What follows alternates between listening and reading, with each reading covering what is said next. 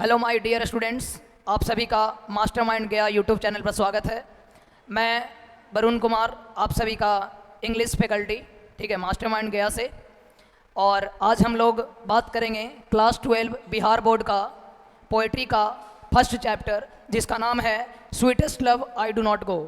ठीक है, जिसका नाम है क्या? Sweetest love I do not गो, यानी ओ मेरी प्यारी प्रेमिका, मैं तुमसे दूर नहीं जा रहा हूँ। ठीक है, तो अभी तक आप इस चैनल पर नए हैं तो जल्द से जल्द इस YouTube चैनल को सब्सक्राइब करें और अपने दोस्तों के साथ शेयर करें, ताकि उन्हें भी पता चले कि मास्टरमाइंड एक ऐसी फैकल्टी है, मास्टरमाइंड एक ऐसा इंस्टीट्यूट है जिनमें आप सभी को फ्री ऑफ कॉस्ट सारी सब्जेक्ट का वीडियो अपलोड किया जाता है। और इसका ऑफलाइन ब्रांच है गया में, ठीक है, डेल्हा गया में इसका ब्रांच है, एक और इसका ब्रांच है छोटकी नवादा गया। ठीक है, तो बिना टाइम वेस्ट किए हुए आज मैं पोएट्री का एक सेक्शन देखता हूँ जिसका नाम है sweetest love I do not गो।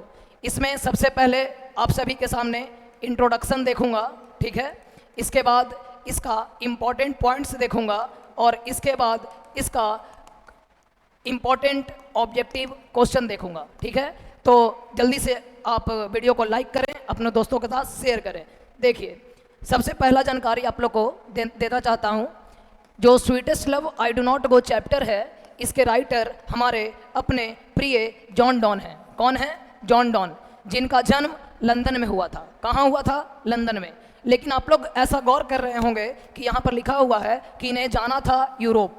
ठीक है, तो आप लोग को बता दूं कि इनका जन्म हुआ था इंग्लैंड में और इनकी एक प्रेमिका थी जिनका नाम था एनी मोर।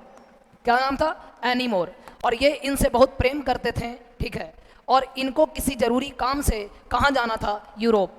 लेकिन क्या होता है कि ऑप्शन जब एग्ज़ाम में क्वेश्चन पूछता है तो इसमें यूरोप के जगह पे ऑप्शन देता है जर्मनी। क्या देता है? जर्मनी। तो आप लोग ध्यान रखिएगा कि जॉन डॉन का जन्म कहाँ हुआ था? तो लंदन में, और इनको किसी ज़रूरी काम से जाना था कहाँ? यूरोप। और अगर यूरोप ऑप्शन नहीं रहा तो जर्मनी। अब बात करते हैं इनके जन्म के बारे में। तो इनका जन्म हुआ था 1572 ईस्वी में। कब हुआ था? 1572 ईस्वी में। और इनकी मृत्यु हुई थी 1631 ईस्वी में। कब हुई थी? 1631 ईस्वी में। ठीक है, इस चैप्टर को हम एक लव पोएम कहते हैं, यानी प्यार वाली कविता कहते हैं। ठीक है, इनको हम, इस राइटर को मेटाफिजिकल पोएट कहते हैं। कौन सा पोएट? Metaphysical poet. ठीक है, अगर बात करें कि मेटाफिजिकल पोएट क्या होता है, देखिए, इनका जन्म हुआ था 1572 में। कब हुआ था? 1572 में। और इनकी मृत्यु हुई है 1631 में। ठीक है, तो ये 1631 को हम 17वीं सेंचुरी कहते हैं। कौन सा सेंचुरी कहते हैं? 17वीं सेंचुरी।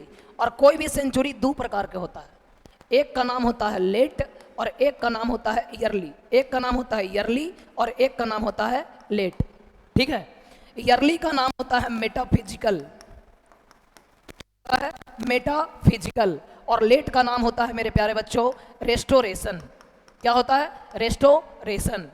1600 से लेके 1650 ईस्वी को हम कहते हैं मेटाफिजिकल, और 1651 ईस्वी से 1700 तक को कहते हैं रेस्टोरेशन। ठीक है, तो आप लोग अगर गौर कीजिएगा तो इनका मृत्यु हुआ 1631 में, जो कि 1650 से कम है। ठीक है, इसलिए जॉन डॉन को हम कहते हैं मेटाफिजिकल पोएट। बोलिए, क्लियर है? अगर पूछेगा कि जॉन डॉन को मेटाफिजिकल पोएट क्यों कहते हैं, तो क्योंकि इनका जन्म मृत्यु 1650 के पहले हो गया था। ठीक है, उम्मीद है आप लोग को समझ में आ रही होगी। अगर हम बात करते हैं आगे तो ध्यान दीजिएगा। देखिए, लिखा हुआ है इनको हम किस किस नाम से जानते हैं। ठीक है, तो इनको हम सोनेट्स के नाम से भी जानते हैं। ठीक है, इनको हम सेटायर्स के नाम से भी जानते हैं, इनको हम एल्गिस के नाम से भी जानते हैं, और इनको हम सरमन्स के नाम से भी जानते हैं।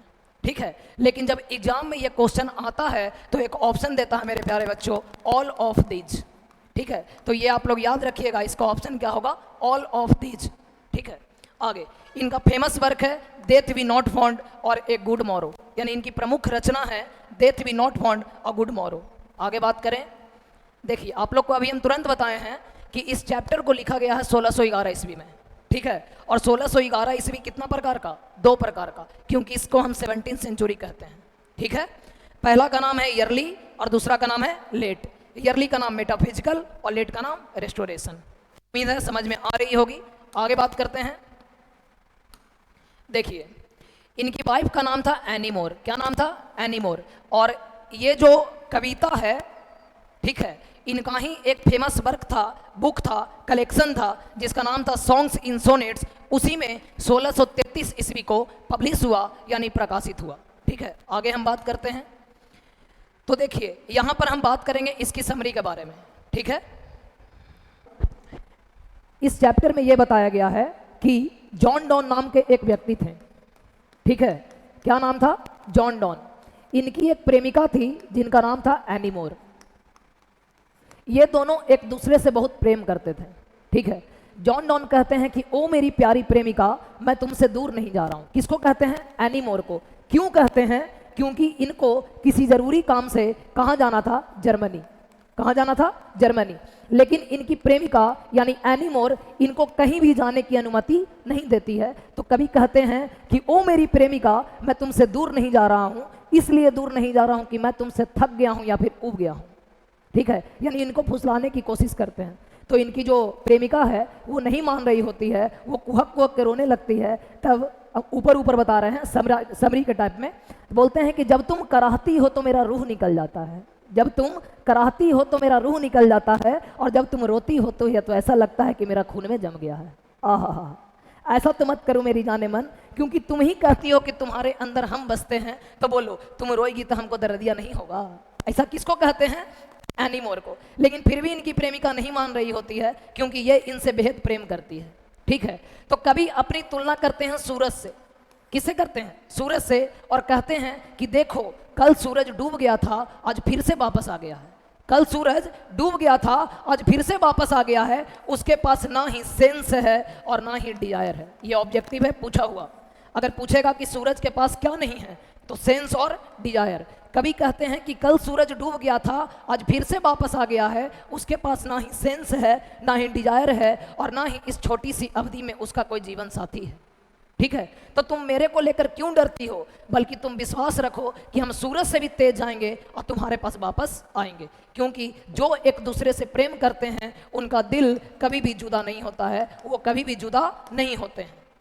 ठीक है, और अंत में कभी कहते हैं कि जब भी तुम्हें मेरी याद आए तो तुम समझना हम एक ही बिस्तर पे सोए हुए हैं, एक ही खटिया पे सोए हुए हैं। ठीक है, और एक तरफ तुम चेहरवा कर ले है और दूसरा तरफ हम कर ले। इससे तुमको लगेगा कि हम तुम्हारे बगल में हैं। बात समझ में आ रही है? तो देखिए हम लोग समरी देखेंगे इसका। देखिए, यह जो कविता है जिसका नाम है sweetest love I do not गो, ये लिखा गया है जॉन डॉन के द्वारा। किसके द्वारा? जॉन डॉन के द्वारा। ठीक है, अभी तक वीडियो को लाइक नहीं किए हैं तो लाइक कीजिए, अपने दोस्तों के साथ शेयर कीजिए, उन्हें भी इस मास्टरमाइंड यूट्यूब चैनल से जोड़िए और उन्हें बताइए कि यहाँ पर फ्री ऑफ कॉस्ट आप सभी के लिए ऑल सब्जेक्ट्स का वीडियो प्रोवाइड कराई जाती है। ठीक है, यह जो कविता है जिसका नाम है ओ मेरी प्यारी प्रेमिका, मैं तुमसे दूर नहीं जा रहा हूं, इसके राइटर हैं कौन? John Donne. ठीक है, इनका जन्म हुआ था 1572 में। कब हुआ था? 1572 में। ठीक है, देखिए आप जहां भी वीडियो देख रहे हैं अपने घर से मन में बोलिए कहां हुआ था? तो 1572 में। घरे चिल्ला के बोलो, भले अगल बगल वाला सुन ले कि काहला चिल्लाई थी। काहे कि जब तक दुनिया तुमको पागल नहीं समझेगा तब तक तुम तरक्की नहीं करोगे। ठीक है, और दुनिया पागल उसी को समझता है जो तरक्की करता है। ठीक है, अगर दिमाग में दो चीज रहना चाहिए लाइफ में, दिमाग में आंधी और जेब में गांधी। जब तक दिमाग में आंधी नहीं आएगा जेब में गांधी नहीं आएगा। ठीक है, देखिए ध्यान समझिएगा, इनका जन्म हुआ था 1500 कितना में? 72 में। 1572 में। ठीक है, इन्हें हम ईयरली 17 सेंचुरी के कवि कहते हैं। कितना सेंचुरी? 17 सेंचुरी। कितना? 17। और इस सेंचुरी का नाम है मेटाफिजिकल पीरियड। ठीक है, इस सेंचुरी का नाम है मेटाफिजिकल पीरियड। 3 क्वेश्चन याद रखिएगा। जन्म 1572, कितना ईस्वी? 1611, कितना सेंचुरी? 17 सेंचुरी। कौन फेज में? ईयरली फेज में। और कौन सा? मेटाफिजिकल। बोलिए समझ में आ रहा है कि नहीं आ रहा है? आगे देखिए, they love each other much, वे दोनों एक दूसरे से बहुत प्रेम करते हैं। कवि को किसी जरूरी काम से कहां जाना था? यूरोप। लेकिन अभी आप लोग को बताए हैं कि यूरोप ऑप्शन में नहीं रहा तो क्या होगा? जर्मनी। कवि को किसी जरूरी काम से जाना था यूरोप, लेकिन उनकी जो वाइफ है, उनकी जो प्रेमिका है, उन्हें कहीं भी जाने की अनुमति नहीं देती है। किन्हें? जॉन डॉन को। कौन? Any more. ठीक है, तो देखिए, because she can not live without him, क्योंकि वह उनके बिना नहीं रह सकती थी। ठीक है, तो कवि जो हैं अपनी तुलना करते हैं सूरज से। कौन? John Donne. कभी अपनी तुलना करते हैं सूरज से और कहते हैं कि देखिए सूरज सुबह में उगा था और शाम में डूबा है। सूरज सुबह में उगा है, शाम में डूबा है, बिल्कुल उसी तरीके से, द सेम वे मतलब उसी तरीके से, उसी तरीके से, दम उसी तरीके से I will also come with you more speed than the sun. मैं उससे भी तेज आऊंगा, किससे भी तेज? सूरज से भी तेज। ध्यान दीजिएगा, वही वाला फिर से है। कवि को किसी इस कविता में दिखाया गया है जॉन डॉन और उनकी प्रेमिका का बातचीत। क्या दिखाया गया है? बातचीत। वीडियो आगे पीछे हो गया है पेज, ठीक है। इस समरी में, इस कविता में दिखाया गया है जॉन डॉन और उनकी प्रेमिका के बातचीत को। वे लोग एक दूसरे से बहुत प्रेम करते हैं। उनको किसी काम से जरूरी कहाँ जाना था? यूरोप। लेकिन उनकी वाइफ जो है, उनकी जो पत्नी है, उन्हें कहीं भी जाने की अनुमति नहीं देती है, काहे कि वह उनके बिना नहीं रह सकती है। अब ये अपनी तुलना करते हैं किससे? सूरज से, और कहते हैं कि सूरज सुबह में उगा था और शाम में डूबा है। सूरज सुबह में उगा है और शाम में डूबा है, बिल्कुल उसी तरीके से, द सेम वे, बिल्कुल उसी तरीके से। I will also come to you more speed than the sun. बिल्कुल उसी तरीके से मैं आपके पास वापस आ जाऊंगा, बल्कि सूरज से भी तेज। ठीक है, अब देखिए, at last he said that people who love each other. अंत में कवि कहते हैं कि जो एक दूसरे से प्रेम करते हैं, उनका दिल उनका दिल कभी भी जुदा नहीं होता है। ये बहुत ही अच्छे कवि हैं और इनकी मृत्यु हो गई 1631 में, और इनकी मृत्यु हो गई 1631 में। देखिए, अब हम लोग देखेंगे इसका ऑब्जेक्टिव क्वेश्चन। ठीक है, अगर पूछेगा कि जॉन डॉन का जन्म कब हुआ था? 1572 में। मृत्यु कब हुआ? 1631 में। कितना सेंचुरी में? 17 सेंचुरी में। कितना प्रकार का? 2 प्रकार का, ईयरली और लेट। ईयरली का नाम मेटाफिजिकल, लेट का नाम रेस्टोरेशन। कभी अपनी तुलना किससे किए थे? सूरज से। सूरज के पास क्या नहीं है? Sense and desire. क्या नहीं है? Sense and desire. वाइफ का नाम क्या था? एनीमोर। उनको कहाँ जाना था? जर्मनी या फिर यूरोप, किसी जरूरी काम से। ठीक है, लेकिन उनकी पत्नी उन्हें जाने की अनुमति नहीं देती है। अब हम लोग बात करेंगे ऑब्जेक्टिव क्वेश्चन का। ठीक है, कुछ ऑब्जेक्टिव क्वेश्चन है। पहला क्वेश्चन है, ध्यान दीजिएगा, जॉन डॉन लॉ की पढ़ाई किए थे और क्या पढ़े थे? जॉन डॉन लॉ की पढ़ाई किए थे और क्या पढ़े थे? ठीक है, यहां पर रीड होगा। ठीक है, क्या पढ़े थे? तो इसका आंसर होगा थियोलॉजी। क्या होगा? थियोलॉजी। अगर पूछेगा जॉन डॉन लॉ की पढ़ाई किए थे और क्या पढ़े थे, क्या होगा? थियोलॉजी। क्या होगा? थियोलॉजी। आगे, जॉन डॉन कैसा पोएट है? जॉन डॉन कैसा पोएट है? तो आप लोग को हम बताए हैं मेटाफिजिकल। क्या बताए हैं? मेटाफिजिकल। लेकिन आप लोग अगर देख रहे होंगे तो इसमें ऑप्शन नहीं है। ठीक है, तो इनका जन्म हुआ था लंदन में। कहाँ? लंदन में, यानी इंग्लैंड में। कहाँ? इंग्लैंड में। तो बोलिए, ये कैसा पोएट कहलाएंगे? British poet. बोलिए, कोई दिक्कत है? कैसा पोएट? British poet. आगे, who will make quicker journey than the sun. किसने कहा था कि हम सूरज से भी तेज तुम्हारे पास वापस आएंगे? किसने कहा था मैं सूरज से भी तेज तुम्हारे पास वापस आऊंगा? तो उनका नाम क्या है? John Donne. ठीक है, आगे, John don thinks. John Donne सोचते हैं कि क्या निश्चित है? सर्टेन मतलब होता है निश्चित। क्या होता है? निश्चित। तो इसका आंसर होगा डेथ। कभी कहते हैं कि एक ना एक दिन सबको मरना है, तो क्यों ना हम तुमसे छोटे छोटे पल के लिए दूर हो जाएं। एक ऐसा वीडियो लाएंगे जिसमें लाइन बाय लाइन एक्सप्लेनेशन रहेगा। ठीक है, इसमें हम लोग समरी के रूप में देख रहे हैं। जिन्हें 2026 में एग्जाम देना है, बिल्कुल मास्टर माइंड गया चैनल से जुड़े रहें, अलग से कुछ भी पढ़ने की जरूरत नहीं है। ठीक है, अगर प्रैक्टिस सेट चाहिए अलग से तो आप ऑफिस से आके कलेक्ट कर सकते हैं। ठीक है, आगे देखिए, इसमें बात किया गया है they who cup keep one another alive never भी। ठीक है, तो इसका आंसर होगा पार्टेड। पूछे कैसे?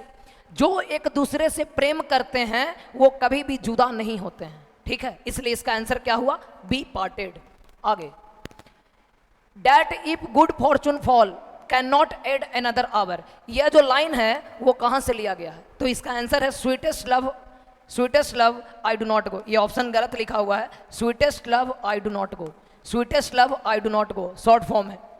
कभी कहते हैं कि जब हमारा किस्मत अच्छा होता है, जब हमारा किस्मत अच्छा होता है तो इसको ज़्यादा देर तक हम रख नहीं पाते हैं, लेकिन जब हमारा किस्मत खराब होता है तो उसे हम सोच सोच कर और ज़्यादा बढ़ा देते हैं। ठीक है, वही लाइन लिखा हुआ है। फॉर्चून मतलब होता है किस्मत। ये नहीं समझेगा कि फॉर्चून रिफाइन है, ये क्या है? किस्मत। बात समझ में आ रही है?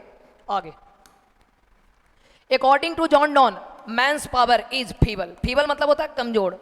जॉन डॉन के अनुसार मनुष्य का जो शक्ति होता है वो क्या होता है, तो कमजोर होता है। ये नहीं माना क्या स्ट्रांग होता है। इस चैप्टर के माध्यम से हमको लिखना है, जॉन डॉन के अनुसार लिखना है। तो जॉन डॉन कहते थे कि मनुष्य का शक्ति क्या हो जाता, कमजोर।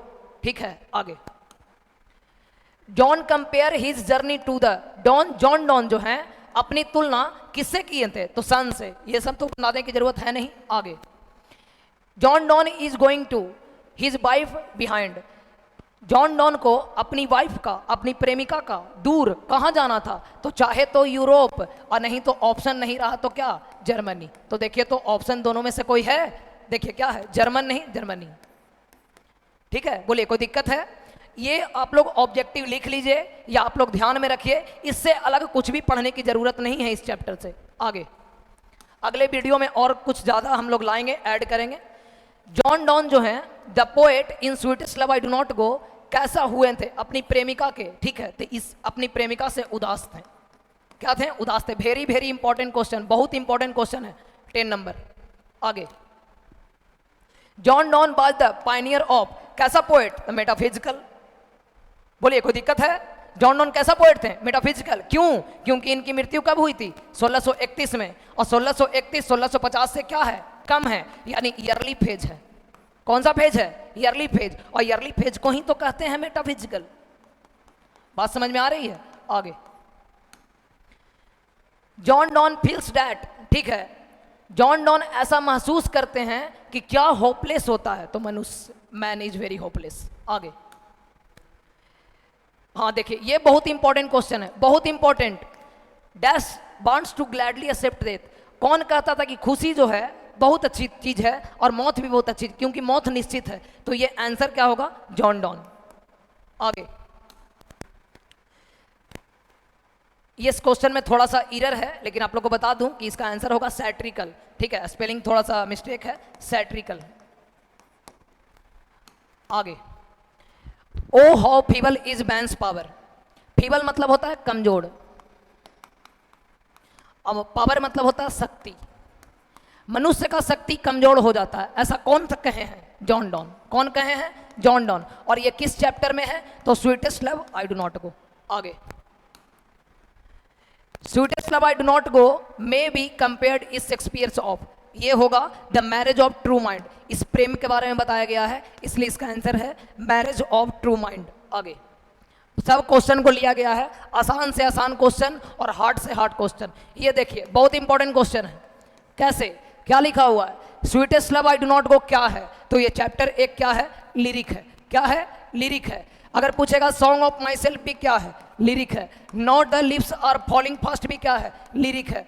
देखिए पिछला ही दिन हम एक वीडियो अपलोड किए हैं जिसमें पोएट्री का चैप्टर 1 से लेकर चैप्टर 10 तक का रिवीजन कराया गया है। ठीक है, तो अभी तक आप इस वीडियो को नहीं देखे हैं तो जल्द से जल्द देख लीजिए, आप लोग के लिए बहुत इंपॉर्टेंट ये वीडियो है। ठीक है, अगर मन करे तो आप लोग एक कॉपी भी बना सकते हैं, उसमें इस वीडियो को लिख दीजिए। आगे the occasion of the poem sweetest love I do not go is. तो बोलिए ये जाने वाले थे कहाँ, यूरोप। और यूरोप एक कॉन्टिनेंट है। ठीक है, तो इसलिए आंसर होगा continental trip. His beloved said that she had great love for John Donne. और देखिए एक लास्ट क्वेश्चन है, nor a lost hour recall.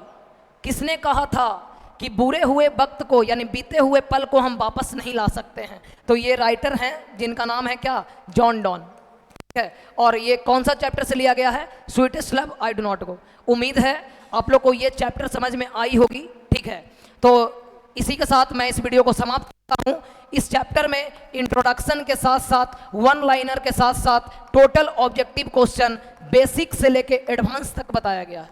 ठीक है, तो अभी तक आप मेरे चैनल पर नए हैं, मास्टरमाइंड गया चैनल को सब्सक्राइब करें, अपने दोस्तों के साथ शेयर करें और उन्हें भी बताएं ये एक ऐसा प्लेटफॉर्म है, एक ऐसा यूट्यूब चैनल है जो सभी बिहार बोर्ड स्टूडेंट्स के लिए या इंग्लिश मीडियम CBSE स्टूडेंट के लिए जो बिहार बोर्ड से पढ़ रहे हैं उनके लिए बेहद ही इंपॉर्टेंट है, बहुत ही जरूरी है।